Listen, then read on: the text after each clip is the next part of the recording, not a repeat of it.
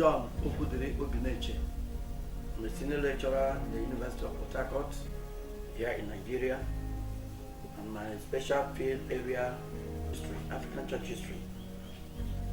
And in our previous lecture, we were talking about the modern development of Christianity in Africa, in which we have covered a lot of ground on it.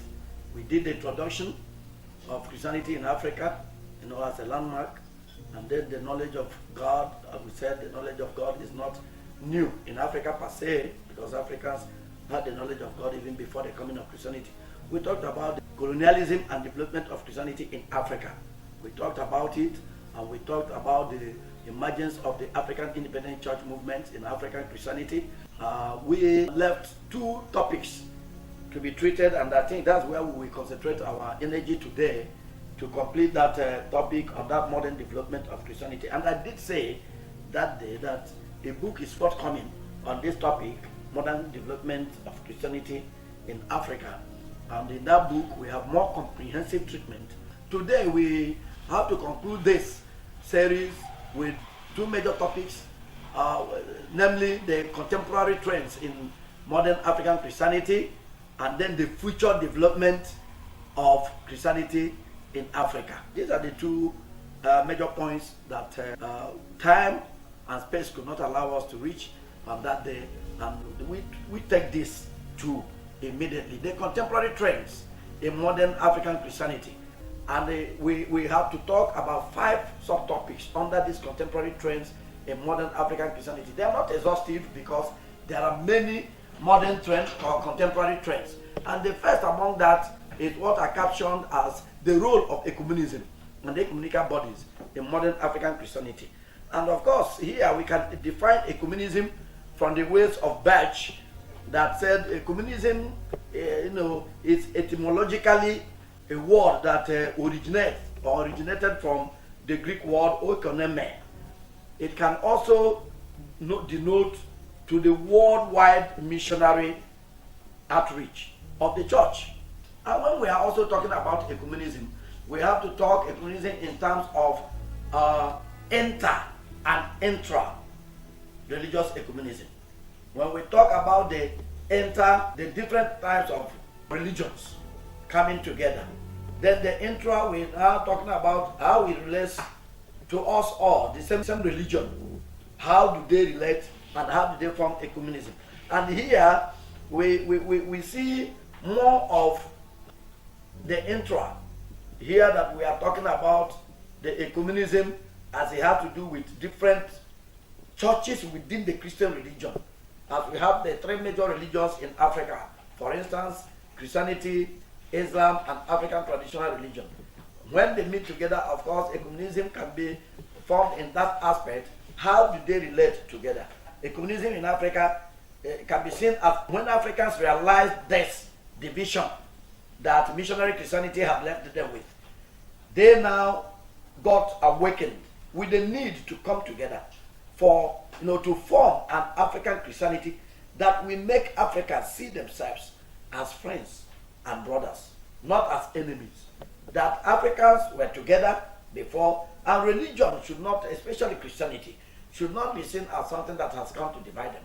But they now see it, how can we come together and make Africa a place where we will all join together, as we have been already in traditional African society. This also led to the formation of first ecumenical body in Africa called the All African Conference of Churches, which of course had their first meeting in Nigeria in 1951. Because you see, when we divide Africa, they formed their own in North Africa. The North African churches formed their own ecumenical bodies. Central African churches formed their own among, of course, the Protestant societies that were formed in 1909 and 1913, especially in Zanzibar, Tanzania, Kenya, Uganda, Zambia. That constitutes the Central African region. Then in Southern African region, we have South Africa, where we found, of course, as the leading country where Christianity started in the Southern African region. And then they formed the South African General Missionary Conference in 1904. And then they also had the Edinburgh Conference in 1910. Then in West Africa, here, where we have Ivory Coast, Ghana, Nigeria as the major country in Africa. In Nigeria, the first inter-missionary, of course, conference was in 1910 or thereabout that were there. Then what we ask ourselves, what is the benefit or what are the benefits of ecumenical movement in African Christianity? What are the benefits?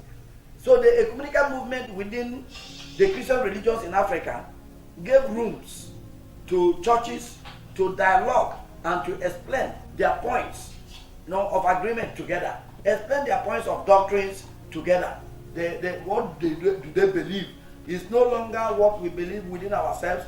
How can what we believe benefit others also who have the same faith? Because in the Christian religion we have Christ as our central aim. God is our Father, and every Christian religion has this. Salvation is by Christ. There are many other doctrines that unite us together. But how now do we come and use our different doctrines and bring it together for the benefit of us, for us to live in unity? So, secondly, ecumenical bodies, of course, or institutions it gives rooms to settle denominational differences for a common interest. Denominational differences, one of the major problems, or some may call it, some historians will call it bent of Christianity, all over the world, but in Africa in particular, since we are in Africa, is the denominational differences that we find here and there, that people of the same faith as Christians having their denominational differences that are setting them apart. But when the ecumenical bodies were set in Africa, ecumenical bodies make us to settle our denominational differences. After all, the missionary Christianity that was brought to Africa came through from different countries, and they came the same countries in Africa. And of course, they have their own divisions. We have denominations, you have Baptists, you have Anglicans, you have Roman Catholics, you have Methodists and others. But the major issue that brought them together is the doctrine of Christianity.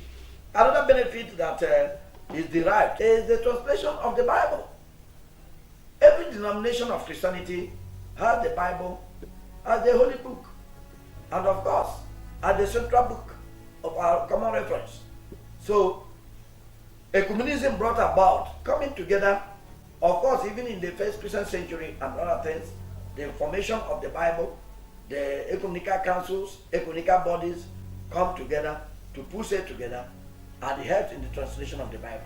It creates harmony among religions. When we are talking about inter-religious, ecumenism, Christians and Muslims can dwell together. And you know that where there is lack of ecumenism, like in Nigeria, as the giant of Africa, where Islamization and Christianization have been posing a lot of problems in the country, and so, but ecumenism, we have different religions come together, understand themselves, because the essence of every religion is for the harmonization of our moral lives and our moral integrity. So, but along the same line, we have some hindrances to ecumenical or ecumenism in Africa.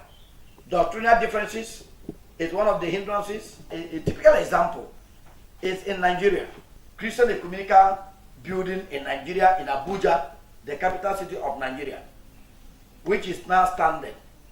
What had that ecumenical building to ransom for many years until Obasanjo came as a president, and of course a Christian came and helped to bring Christians together to complete it.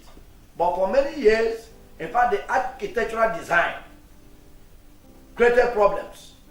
What do we build it like? When we put the cross, some Christians said no, the cross does not symbolize all. They put the doom. Of course, the Roman Catholic have that as their architectural design. The Protestants and these others will say no. And then the Pentecostals will come up with their own design. How will it be? And because of that, such a thing hindered ecumenism a lot of time. The another hindrance to ecumenism was cultural differences. When the culture comes in conflict with Christianity or with religion, which one do we accept first? The cultural differences. Take for instance in the Bible, we see in the Bible the Christian missionary that came to Africa came with rejection to polygamy. And polygamy is a cultural problem in Africa. African culture permits it for various reasons, positive reasons that helps them, both agricultural, for economic enhancement, and both for even child spacing and all things like that. So now Christianity that came said no, the Western Christianity, to polygamy. And that created problem and made Christianity not to spread as the missionaries intended it to be. Then there is also nationalism that incorporates into it. When politics comes into it, it becomes a hindrance. As a summary, we have many ecumenical bodies in Africa, like the All African Conference of Churches, AACC. We have in Nigeria the Christian Council of Nigeria, CCN. We have in Zambia, the Church of Christ in Zambia, ECZ. So in Zambia, ecumenical education program in Kenya. What is the future for ecumenism in Africa? The future of ecumenism in Africa is that there is a need for African Christian theology. African Christian theology that will make Africans to remain Africans and at the same time Christians. There is a need also for unity. The second is the gender and sexuality in modern African Christianity. First of all, missionary Christianity emerged in Africa. Africans have rules for gender and sexuality encoded in her ethical morality. Gender, there is respect for gender and sexuality. What is the role of men? What is the role of women? But with the time, when missionaries came, the missionaries introduced new idea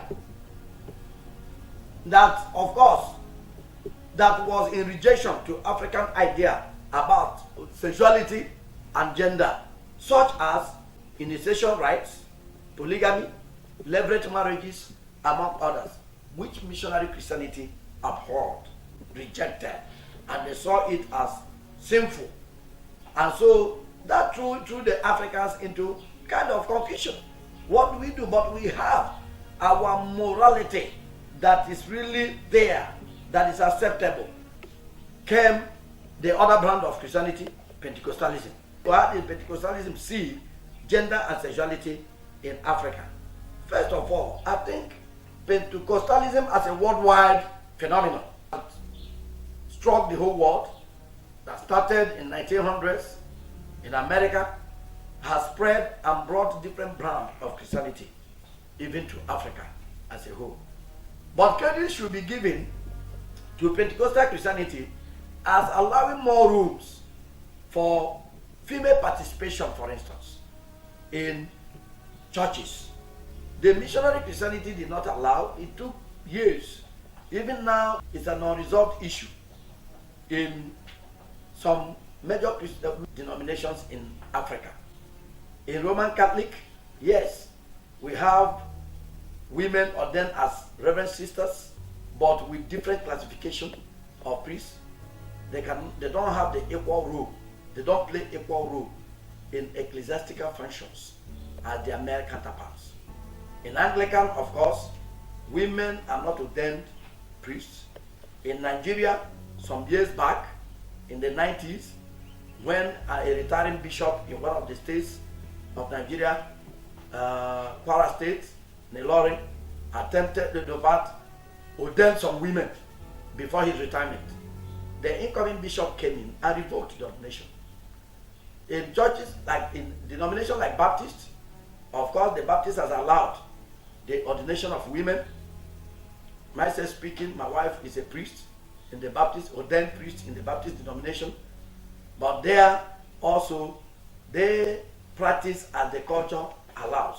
But Pentecostalism, of course, allowed. We have women who are general overseers. We have women who are wives to general overseers who have to protect the family estate at the demise of the GO husband that dies. In African independent churches, there are a lot of female prophetesses. There are female prophets in African independent churches, just as it is in African traditional religion. And that is the role of women in Pentecostalism and church leadership in Africa. Then we come also, one of the contemporary trends in modern African Christianity is what I call the mega church movement. Of course, the Roman Catholicism gave room to that, church building styles like the basilicas, as they had in Rome, and others, and because of their number, the population. But the modern time has mega churches among Pentecostals, where the idea is to build a church that can contain hundreds or thousands of worshippers in a particular location. And of course, it has both political and economic reasons why they build it. And that's why in Africa you see Pentecostal churches building a cathedral within a place where the one general overseer is in charge. They wouldn't mind bringing cars and lorries to pick people from tens of miles away, concentrating it in that one place. Pentecostalism, of course, is seen as a regimented brand of Christianity. It's regimented. It's like military, where the GOs found it as a family church, family inheritance. And you, because of fear of what your own pastors will do, so that they will not break away their churches, they will not scatter your churches, and so they concentrated their attention together and built a church where they have their own permanent areas and they are disseminated. Even we see in African Christianity, especially in Nigeria, that's why some churches, like within this mega church movement in the Pentecostalism, in Nigeria, for instance, Deeper Life, where you see that all the messages that is preached, both Bible study, Sunday services, is emanating from one particular person, the general overseer. And there, they will video it, tape it, and send it to all their branches when they started having branches. So all the messages will be of the same harmony, the same topic and everything. And there, in some of the Pentecostal churches, you see two pulpits. One is for the GO that's not there, and the resident pastor of the particular place is there on his own pulpit. And of course, the message is relayed on tape, and people hear it. And we have many churches. I just gave that as an example, and like that, so that they will be able to protect the hegemony that they have. Now, we have the role of the media, of course, in African Christianity. If there is nothing else or no group that made the emergence of media helped, it's in Christianity. And it is today, the media has come in Christianity, and the role of media cannot be overemphasized. We have different forms of media that are being exploited by the Pentecostals and other churches alike. Even the so-called Orthodox churches are keen into it. We have social media, we have other media platforms where messages are being placed, and from there being circulated, where the gospel is being preached. And the typical example of that is during the COVID-19 in 2020. COVID-19, where churches were regulated on the number of worshippers at the same time, seating arrangements and other things were delineated so that people cannot be contaminated. The social media played roles that is unprecedented, and they are being used in their messages, spreading the gospels. And it's a modern trend, it's a contemporary trend in modern African Christianity, and it has gained much ground. And we see also, we talk about the ecology and the ethical issues as it relates to African Christianity. The ecology has become a problem now as never before because of the influence of modernization and westernization that has encroached in, and then urban cities are growing larger, as I said earlier. The essence of every religion is for the harmonization of humanity. But it's unfortunate today that in Africa, as it is in the rest of the world, Christianity is being practiced devoid of its ethical sanity among the people. And so it's a new trend now that has made the world, has made Christianity in Africa to be a secularized Christianity. That secularism is what is being propagated and not even the moral issues that are there. Is it in aesthetics, dressing, beauty? Is it in dressing? Is it in what we consume, alcoholism and other things? Is it in what we show in the same social media that has its own positive and negative influences?